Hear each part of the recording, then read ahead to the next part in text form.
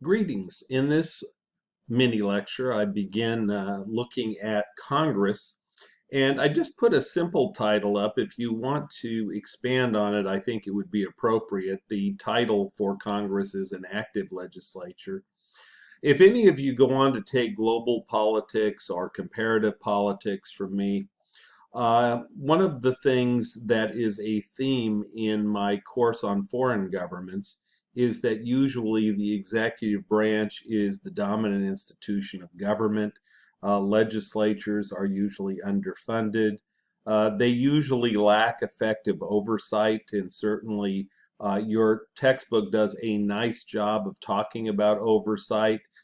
In this case, oversight simply means congressional responsibility for monitoring the actions of executive branch agencies and personnel to ensure conformity to federal statutes and congressional intent. And there are some excellent examples in the chapter, and a couple of them I've already talked about earlier in this course. For example, the confirmation of nominees. It is the Senate that decides whether or not a Supreme Court justice or any federal justice, for example, will serve. So they can tell the president, no, we don't approve of this nominee. You're going to have to nominate someone else. We have seen in the case of President Trump numerous hearings, numerous investigations. We saw Congress with the ability to get some people to testify, and some people refused to testify. And the result of that was that the Congress engaged in the potentially ultimate check and balance on an executive. They initiated the impeachment process. The House of Representatives did vote for articles of impeachment. There was a Senate trial. It was the quickest Senate trial in American history, and President Trump was acquitted. But the impeachment process, the confirmation process, and the ability to call hearings and investigations makes the U.S. Congress, in my mind, the most powerful legislature in the world, and certainly I would argue the most powerful national legislature in the world. If you take a look and scroll down in your notes, number one, the first overview says that the U.S. Congress is the most active national legislature in the world. I do believe that is true. In theory, Congress can govern without the president. Now, it's very rare. I mentioned earlier that presidential vetoes are incredibly powerful weapons, that Congress very seldom overrides a veto, only 4% of the time in the history of our country. But if you do get a president that is politically wounded, and the best example of this in American history, in my opinion, is during the presidency of Andrew Johnson. Andrew Johnson was the last president in the history of America that had over 50% of his vetoes overridden. He cast 29 vetoes, 15 were overridden, and over an 18-month period of his presidency, virtually all of his vetoes were overridden. So if Congress can get two-thirds majorities in both houses to override a veto, then they can govern alone. Now, that does not mean, obviously, that they're out of the water, because there are limits, there are checks on Congress. The first one is in the second overview, bicameral equality. But the second, obviously, is that the Supreme Court could decide to declare a law unconstitutional. So Congress could pass a law, theoretically over a president's veto, but still could run into the Supreme Court, who may, for a variety of reasons, declare that a law is unconstitutional. But in reality, on a daily basis, the most obvious constitutional check on Congress's power to legislate is a presidential veto. And the book talks about the power of the veto, but I would expand that idea because I think it goes beyond the actual veto. In my mind, the threat of a veto is very, very formidable. And that is why usually, typically, if a president threatens a veto, usually what you will hear next in a news story, for example, if you're listening to the news, is that congressional leaders are seeking a compromise on a bill. And of course, they're seeking a compromise on the bill because they understand that if they go toe to toe with the president, it is very, very rare, it is very, very difficult that they are going to get the two-thirds majorities to override. And so, not only is the veto a powerful weapon, the threat of the veto is a very powerful weapon. Now, if you scroll down to the second overview, the United States Congress is the only national legislature with bicameral equality. About half the countries in the world are bicameral, about half the countries in the world are unicameral. For example, the Ukraine and Costa Rica would be unicameral legislatures, for example. But most countries that call themselves bicameral are really bicameral in name only. And let me give you an example of this. Great Britain, on paper, has a bicameral legislature. They have the House of Commons and they have the House of Lords. If you take a look at the powers of the House of Commons and the House of Lords, the House of Commons can override any objection by the Lords.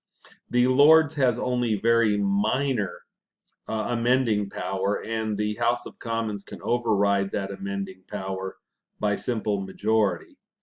That does not mean that, in my opinion, I don't think the House of Lords is important. There's a lot of intriguing political debate, a lot of issues that are too hot to handle are kind of handled as a trial balloon in the Lords. And because the Lords is a collection of distinguished individuals, the Lords will sometimes offer amendments, and sometimes those amendments will be okayed upon thought. The House of Commons may say, you know what, that's okay. But in reality, the House of Commons wields all power and authority in Britain. The Prime Minister's legislation is passed with 96% certainty. The Prime Minister would be their executive. In the case of the United States, we have true bicameral equality.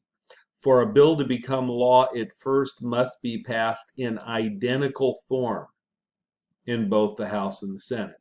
So they not only have to agree on the basic premise of a bill, the major ideas in the bill, they have to agree on the bill word for word.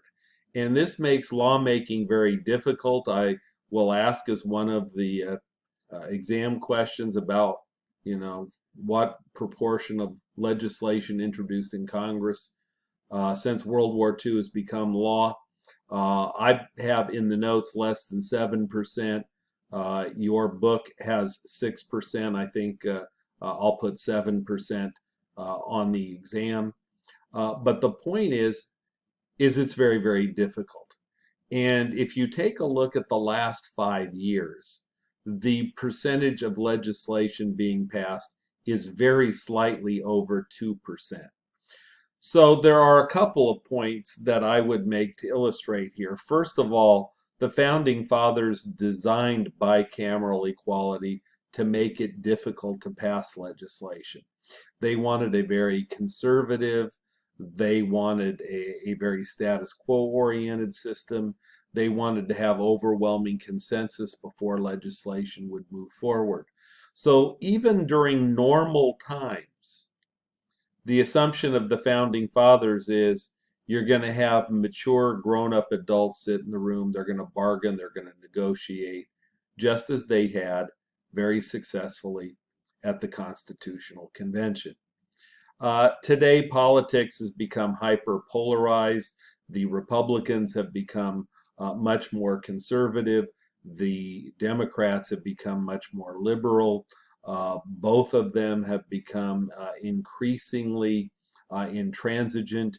The goal or the objective is not really to try to negotiate, to bargain, to get half a loaf. It is try to figure out a way to win and to get their own way. And the result is is that both sides have had enough power to effectively block meaningful legislation for the most part. We've seen some exceptions now during this COVID-19 emergency. But normally it has meant that basic legislation has been difficult to pass. And if we take a look at the 2-year period before this COVID crisis, over a third of legislation passed in the Congress was the renaming of federal buildings. Certainly not anything very compelling, nothing that makes life easier for anyone in particular. The third overview, and the last one probably that I will get to in this first mini lecture, and you should put some stars here because I will ask this. The founding fathers intended and they believed that the Congress would be the leading and the most powerful national institution of government. Remember, this goes all the way back to our discussion of John Locke. John Locke believed that executive power was dangerous. So did our founding fathers. We fought a revolution against what we saw as the abuse of executive power under King George III. And so only Congress was given the power to make laws. Only the Congress was given the power to declare war. Only the Congress was given the power to levy taxes. If you take a look at Article 1 of the Constitution, it is much longer, it is much more detailed. There is a longer listing of enumerated powers for the Congress, much more manifest, far more detailed than if you look at Article 2. If you look at Article 2, yes, the president does have some power as commander-in-chief. His most obvious power is that negative check of the veto. He has some appointment powers. He has the power of the pardon and reprieve. But for every power the president has in the Constitution, Congress has 3 or 4 of them, including 17 enumerated powers just in Article 1, Section 8 alone, which I told you in federalism is really at the heart of congressional power.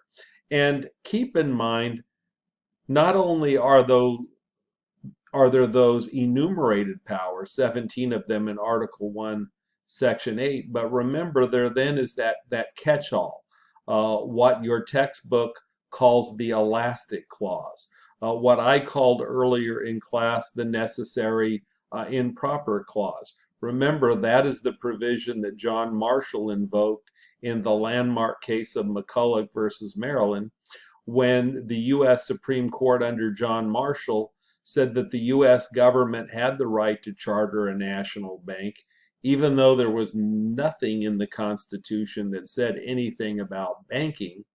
But the Supreme Court ruled that Article 1, Section 8, Clause 18 provision, that necessary and proper clause, that banking would allow the Congress to carry out, remember, its enumerated powers of coining money and regulating interstate commerce. In other words, what the Supreme Court argued is that provision allowed Congress all the powers that are logical, necessary, and proper, that made sense.